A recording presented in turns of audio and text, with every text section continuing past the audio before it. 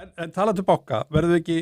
Við verðum að tala Íslandsbanka. Já, eða bankamarkaðin bara. Já, við verðum að gera það. Það er ekki svo viðtal... Má ég byrja á Íslandsbanka? Það er ekki svo viðtal við bankamann, hvort sem það er í tryggingabransanum eða það var nú viðtal við forstjóra Vís, hérna, núna nýlega. Það var að skila miklum árangri. Já, að sko allir að tala að allt sé á hreyfingu á þessu markaði. Já, en þá ætla ég að byrja því Það er svo vel.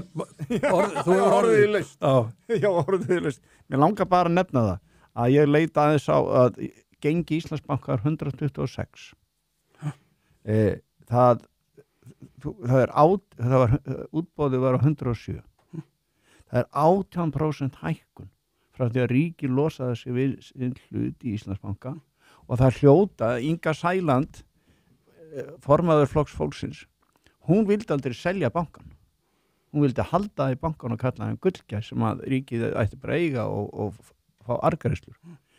Þetta mál, fyrst við erum að blanda saman viðskiptum og pólitík, þetta hlýtur að vekja athygli á henni, þessi mikla hækkun. Og þess utan, þá eru fréttur það að 40% af þeim sem keyptu í Íslandsbanka hafa verið að selja.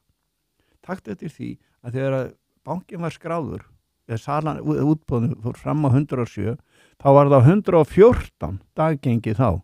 Það fór fljótlega upp í 119, en að margir af þeim sem voru að kaupa þarna hafa verið að selja á 119. Sem aftur þýðir það, ef þú ert búin ef það er 40%, ef við segjum bara 90, ef það er þá næstu því 35 miljardar í Íslandsbanka í útboðinu eru búin að skipta eigendur. Það eru hluthafar sem áttu þarna 35-40 sem hafa selt með miklum hagnaði. Þannig að það er mjög að segja það að þetta sé með ólíkingjum.